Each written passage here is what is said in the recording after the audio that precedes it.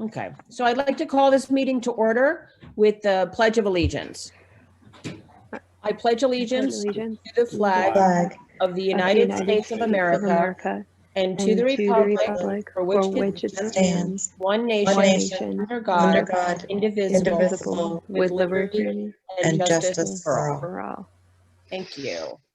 So let's get started. I'd like to start by having a motion to accept the regular minutes of the 11th of January. Are there any, do I have a Yes. motion to accept? So moved. Okay, Mark, second. Second. Cindy, thank you. Are there any comments, questions, corrections? No. Okay, hearing none. All in favor, say aye. Aye. All opposed, say no. Motion carries.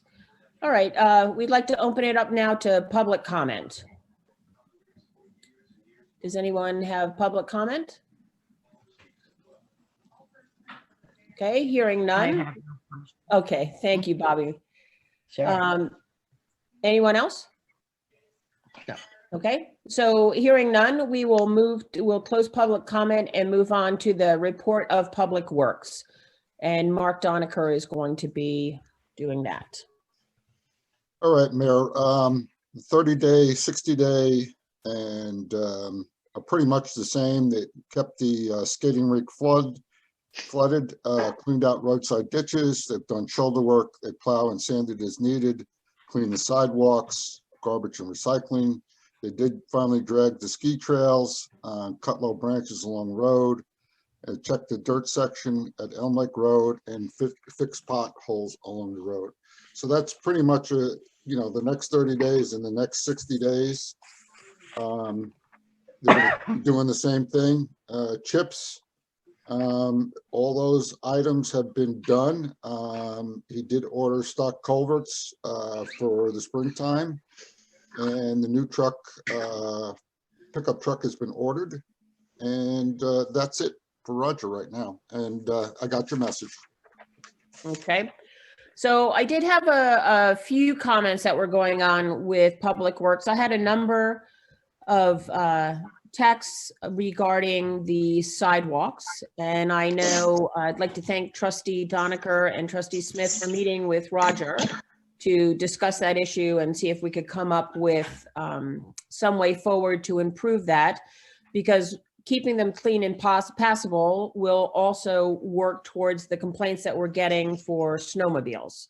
So it appears that snowmobile traffic has decreased from what I understand, and that Roger says that they're committed to keeping up with the sidewalks and keeping them clear. So Mark, did you want to mention the step forward with a possible piece of machinery for that? Yeah, I called the vendor. The owner who makes all those decisions is on vacation, and he's going to call me back about the rental or leasing or purchase of that machine. Okay, will they be able to give us a demonstration? Yeah, he's just waiting for the owner to come back. Okay. He didn't want to make, give us a promise without Right. the owner's permission. No, that's terrific. Thank you for addressing the ice rink, Roger, and Abstentia. There were comments before the weather dropped to get cold that the ice rink was not in good shape, and now since it's been cold and they've been able to flood, it's in much better shape. And I've actually gotten some, congratulations, and thank you to the Chamber of Commerce, because they are again doing their skate sharing, and it seems very successful and much appreciated. The other thing that's not on Roger's list is LED lighting that's to be upgraded this year. He is in the process of putting in an order and confirming with Ed as far as some additional information that came in regarding pricing. So hopefully within the next month, we'll have LED lighting at wastewater, at the DPW garage, the spotlights in the pavilion. The general lighting is already LED at the pavilion. So hopefully we'll be able to see a benefit in our lighting costs. The other thing that I would like Roger to start tracking is that after conversation with Trustee Doniker and myself, He's preparing a plan that should be executed late in the spring, no later than June, early June, to ensure that the beach and the park will be ready for use in time for our summer tourist season. So this is to repair the beach and the park from the damages suffered from the FEMA storm in 2019. That is not in the FEMA section. I'll go into that a little bit more in detail.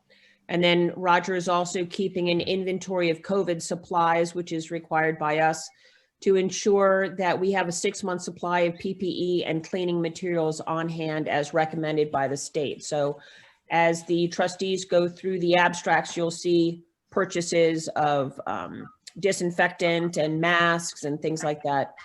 So we're keeping up with the requisite amount of PPE that's required. All right.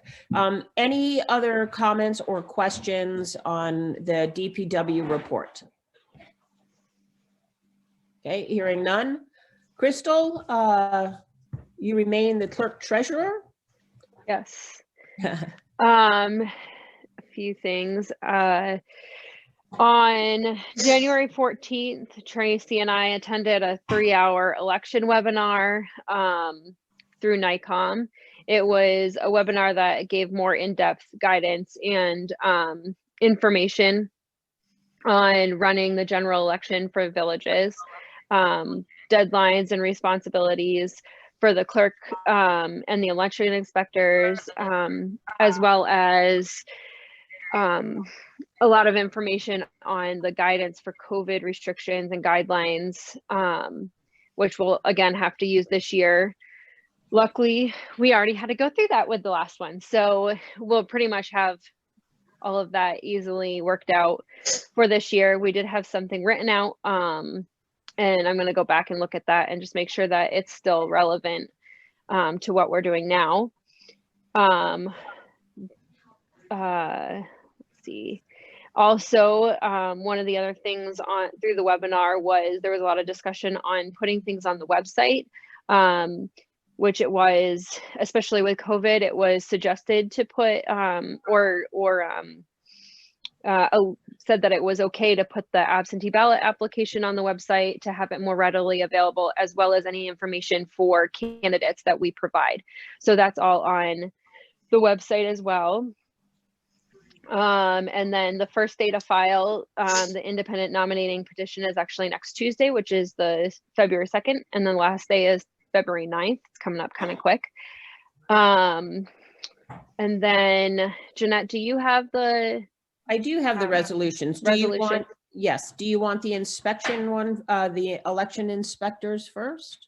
Yes, please. Let's see if this is the election inspectors. Is it? No, it's not. Hold on. Sorry. The screen is so little. How's that? Yes, perfect. So this is just the village board has to appoint election inspectors by February 4th, I believe it is, which is next Thursday. So this is just a resolution to appoint Tony Morrison, Shirley Smith, and Tom Bassnight as an alternate as election inspectors again this year. Terrific. And hopefully there will be in-person voting again, and I guess we'll have to put down pathways. Right. So far there's been no hints at having to postpone or do any mail-in ballots. We can't. Yeah. In New York State, we can't do that anyways. So the all mail-in thing. Okay. So we'd have to do like we did in September and have, markers on the floor and signs that say to wait here and stuff like that. We'll just have to keep people spread out. Okay. So. All right. I would like a motion to accept the resolution for the appointment of election inspectors for the upcoming general election in March. May I have a motion to accept? So moved. Okay, Cindy, and second? Mark Doniker. Thank you very much. All right, and do you want the second? Sure, we'll go to that one now. Okay.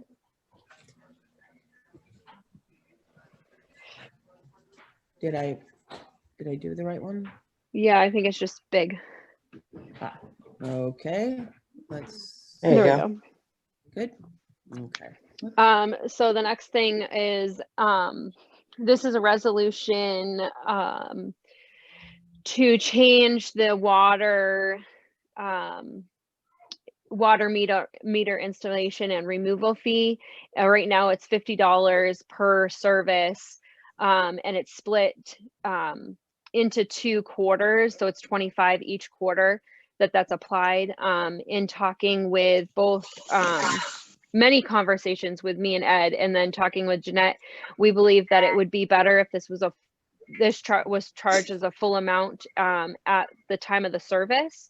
So that would be $50 to have it installed in one chunk, and then $50 to have it removed. We did have a couple instances where this winter, especially, there's been a few people that have taken it out, put it in, taken it back out, and they'll put it back in the spring. So that just kind of makes it a little bit more easier to both track on a normal basis, as well as manage if somebody wants to take it in and out, throughout the season. So, Multiple times, right? yeah. Are there, so I'll ask for a motion to accept the resolution to amend the water meter installation and removal fee schedule. So moved. Is that confusion spelled right? It is not spelled right. All right, well, I think we should be creative. All right, how's that? Dave? Thank you, Mark. Okay, and second, with the correct Second. copy. Thank you, Mark. Any comments and questions besides the spelling of confusion? Okay, hearing none. All in favor, say aye. Aye. Aye. Okay, all opposed, say no. All right, motion carries. Crystal, would you like to continue? Yeah, just a couple more, just one more thing, really. Verizon, for the cell phones for Roger and Lenny, as well as the iPad, for the wastewater treatment plant. We've been under the government contract for several years now. That government contract has expired.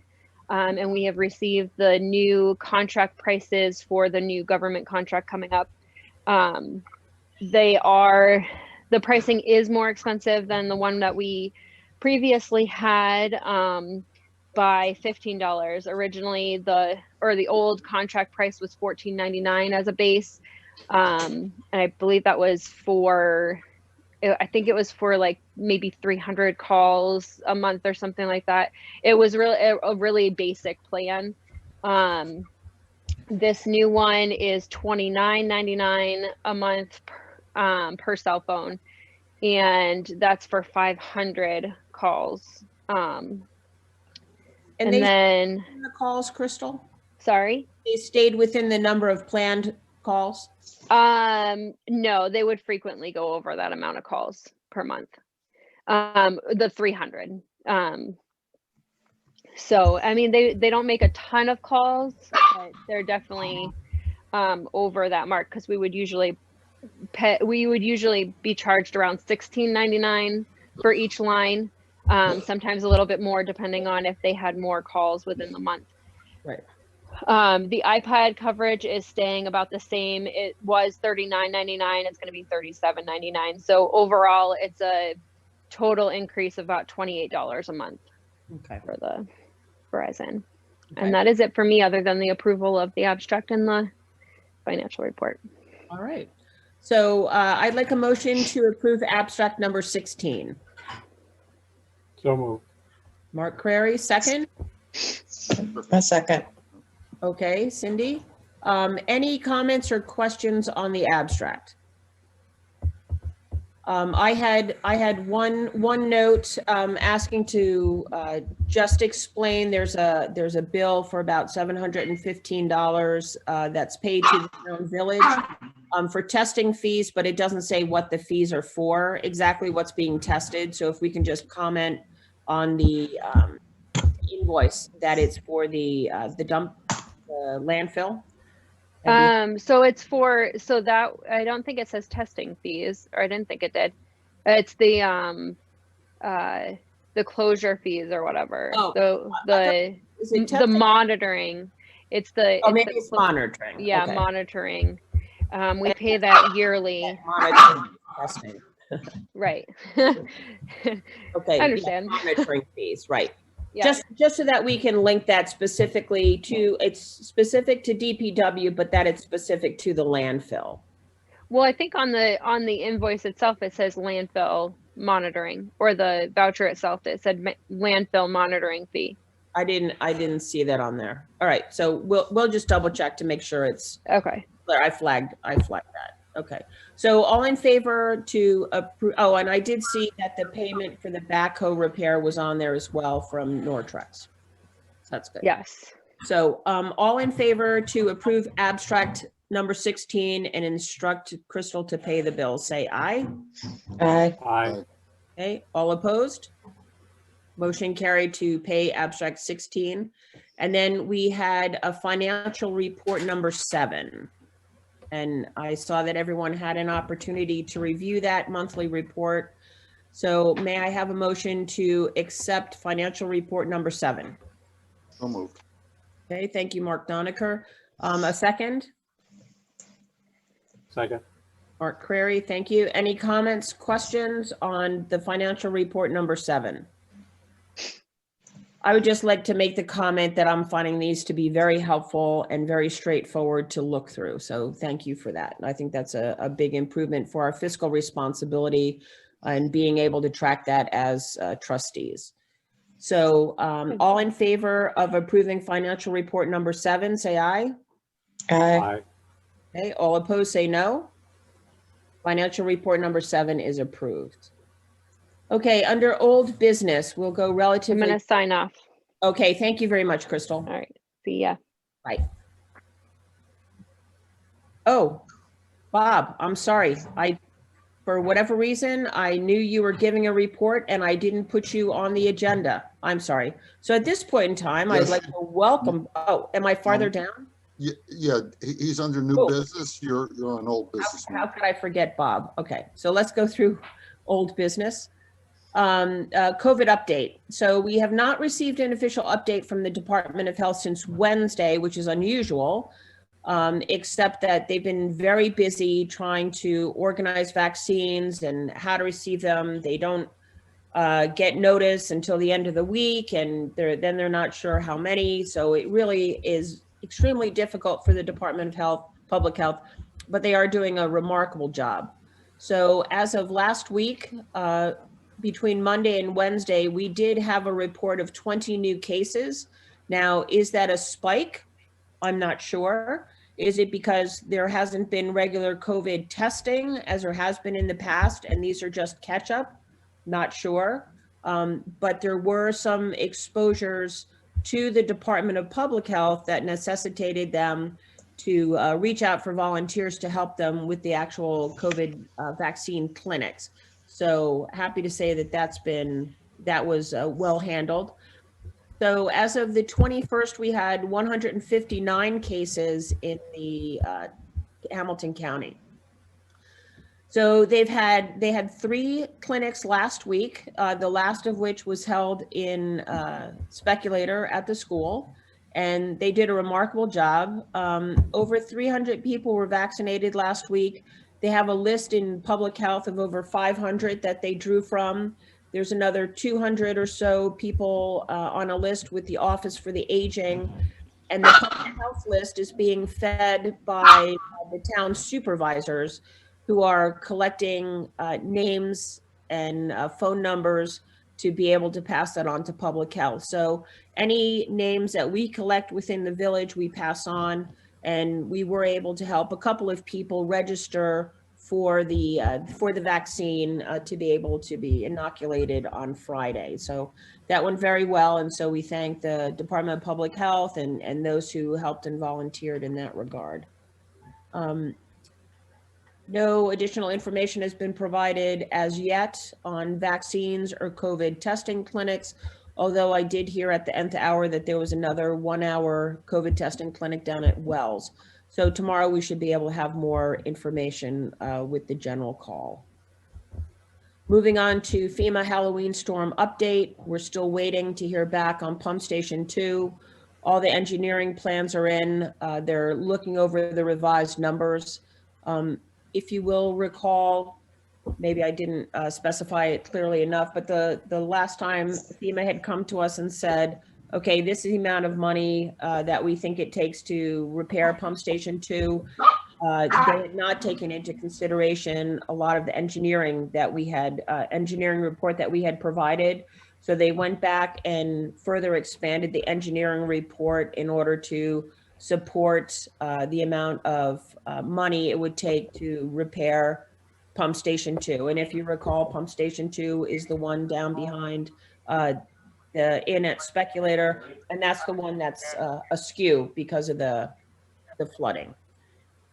Okay, and we are still waiting to hear back for the beach and the park to have that finalized. That's going through that approval stage, so I understand we should hear that soon.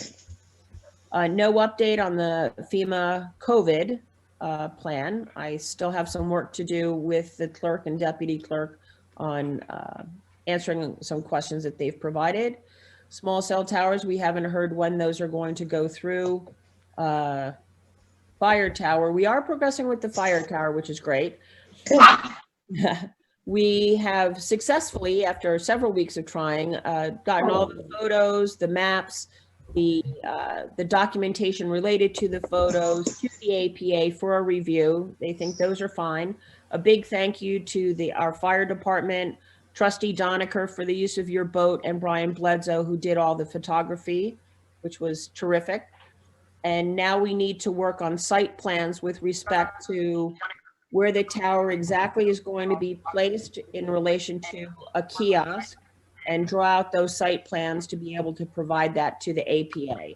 So probably at the end of next week or the beginning of the week after, I'll put together a proposed site plan for you all to look at in advance. And, we'll check with Roger and the folks who are building the kiosk over at the school, just to make sure that we have everything in place for that to be finalized, and give the public an opportunity to comment on it. We should also make sure that's in our budget for the cement work that needs to be done. Yes. The foundations, yes, for next Yes. year. Yep.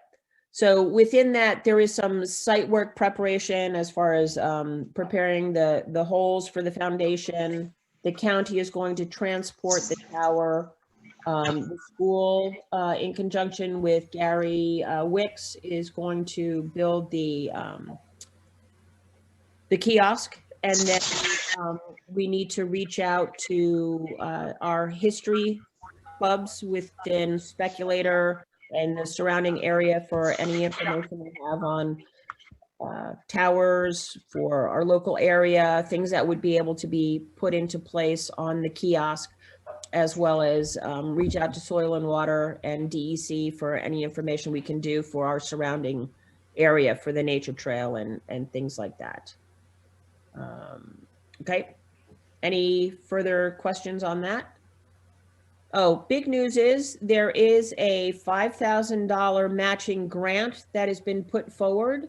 And so we're just, the fundraising committee is kicking that off, but I just wanted to share that with you. So that's a matching grant that has come forward. So it's very generous of someone.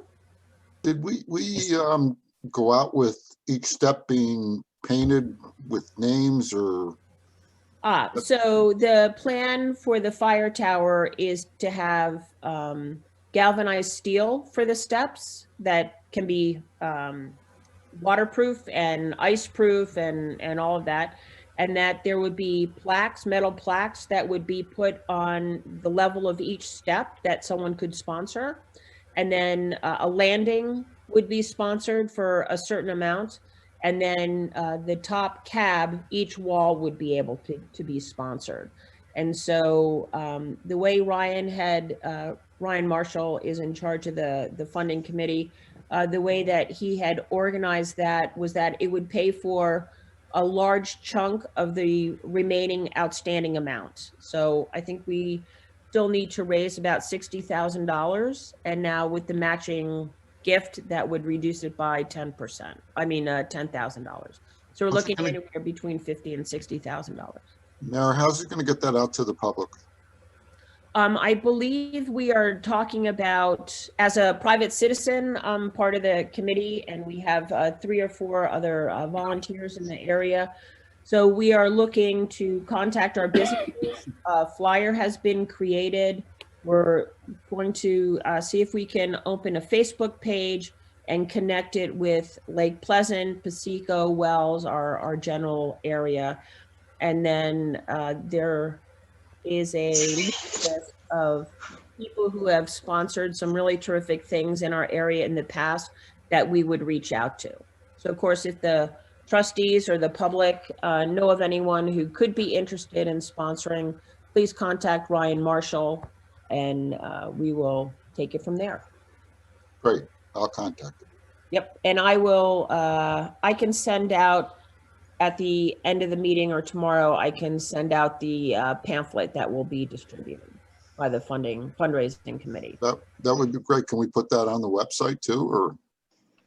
We are not allowed to do fundraising as a village. We're allowed to receive funds, but we can not do any fundraising.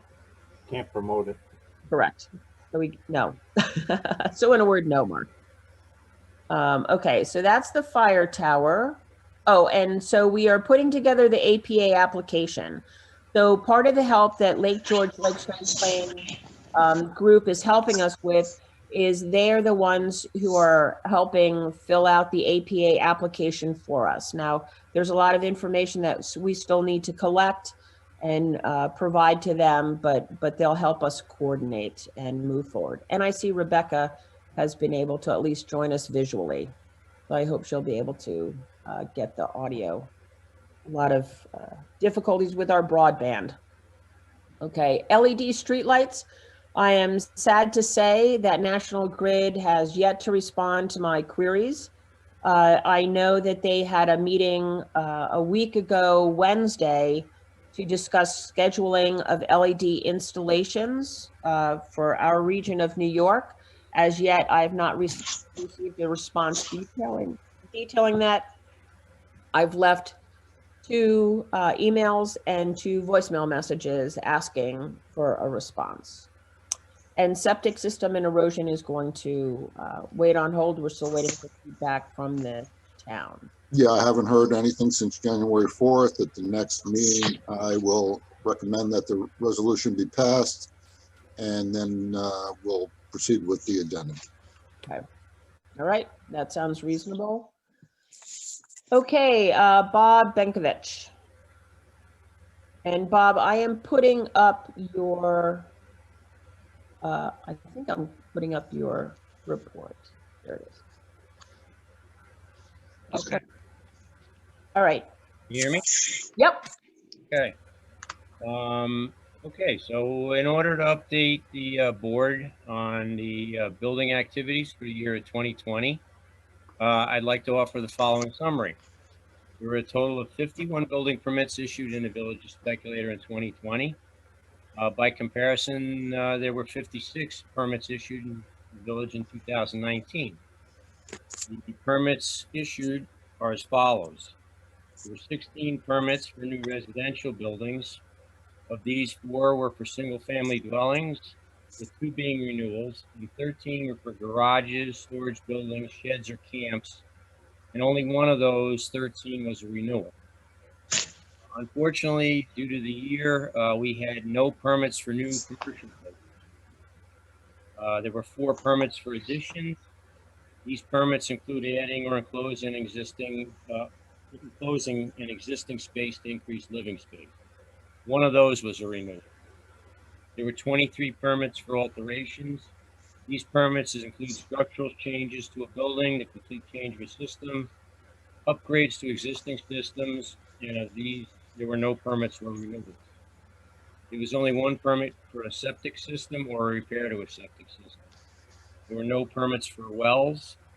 There were 4 permits for demolition work, and those are typically the removal of a structure. There was only 1 permit for new decks or porches, no permits for solid fuel burning devices, 1 pool permit. In addition, there were 18 certificates of compliance issued and 7 certificates of occupancy. The certificates of occupancy are listed as follows.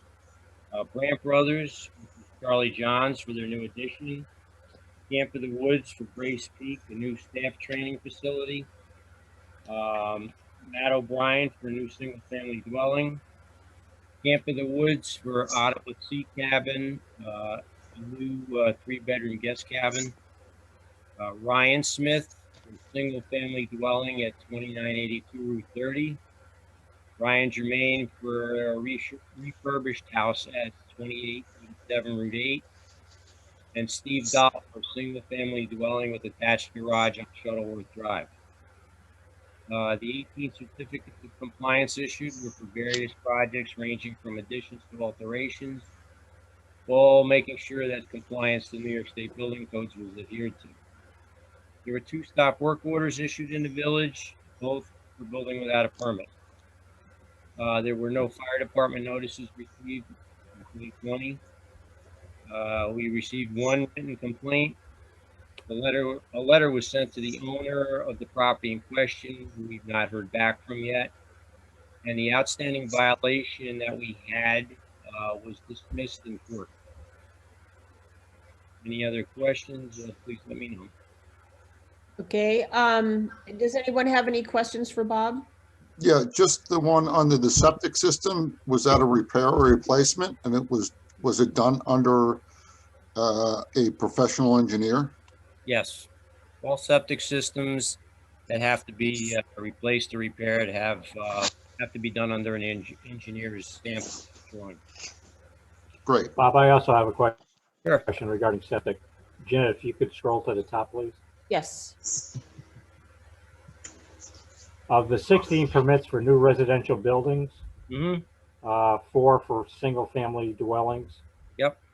Or 2 renewals. Of those 4, we only had 1 septic permit. Yes. That's So correct. can I infer the 3 were in the septic system? No. I'm sorry, the Water and village sewer. system. The Water village, and sewer. sewer system. One was hooked to the sewer system. There was 1 house that was already had a septic system. So that's how come there was only 1 septic permit. Oh, I see. So, It was so the like a- question would be if they were getting a permit for a single-family dwelling with a septic system, was that septic system designed to support that single-family dwelling? Absolutely. Absolutely. And it has to be a separate permit if they need a septic system. If they hook to the sewer, they don't need a septic permit.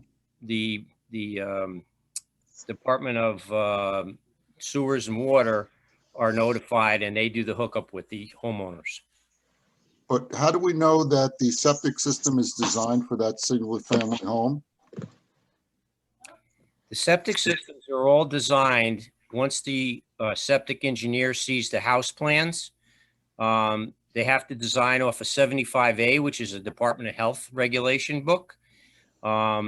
Typically, 3-bedroom house has to have a 1,000-gallon tank, 4-bedroom 1,250, and 5-bedroom 1,500-gallon tank. And depending on the way the system is run, if everything's running downhill, like say it was going to run downhill to a lake, you can't do that. In turn, you have to put a pump station in also, and it's pumped uphill to a field. So the septic engineer designs according to what is necessary once they see the plans for the house. So Bob, if I understand Mark's question, or maybe now I'm unclear. So of the 4 single-family dwellings, you said for one of them, the septic system was already there. So a permit was not required. So that existing septic system, how was that determined that that was sufficient for the single dwelling that was being built? It was a 1,000-gallon tank, so they had a 3-bed. They were able to put a 3-bedroom Okay. family dwelling. Okay, that's fine. And then the 2 stop work orders, those were subsequently resolved? Yes. Okay, perfect. Did they pay the additional fee for the stop work orders? this was in 2020. Your new system didn't go into effect until January 1st. Great. Thank you very much, Bob.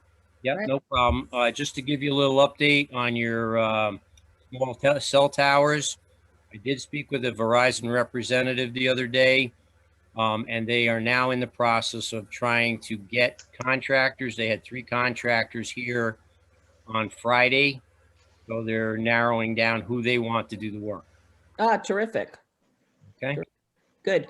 And Bob, your new system through Williamson Law Books, that's going well with your training?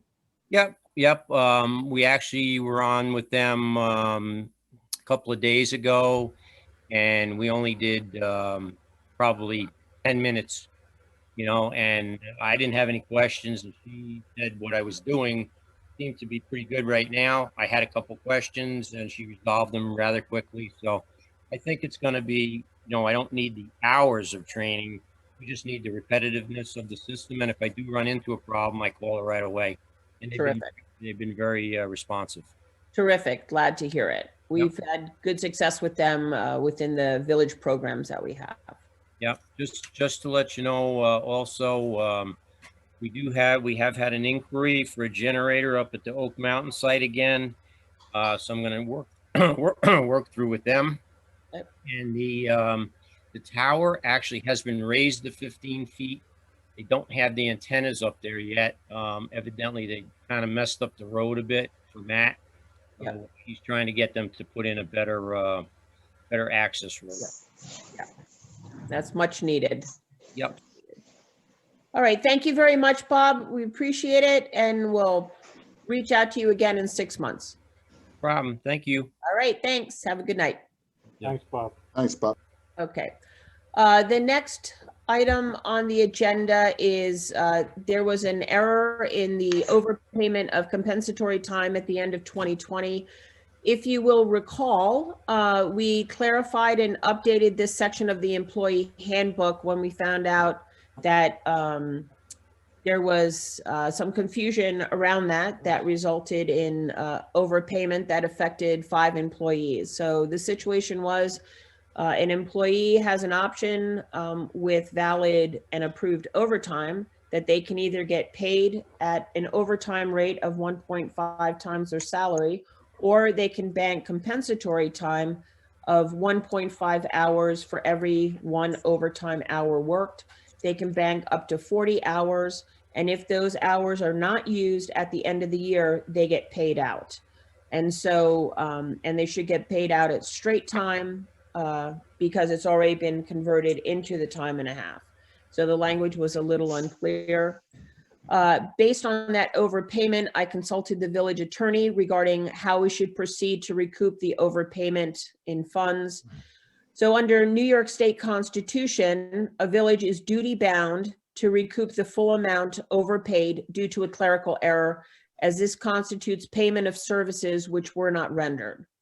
If we permitted employees to retain such monies, this would be construed as a gift of public monies, which is contrary to the state constitution, Article 8, subsection 1.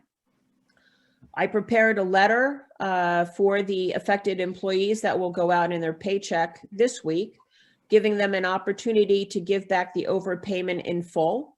And if they are unable to do so as a single check, we'll come back to the board and notify and we'll be notified that we have to put in place a payback schedule, reasonable payback schedule that is agreeable to the board so that monies would be withheld from their paychecks until the amount was paid back in full.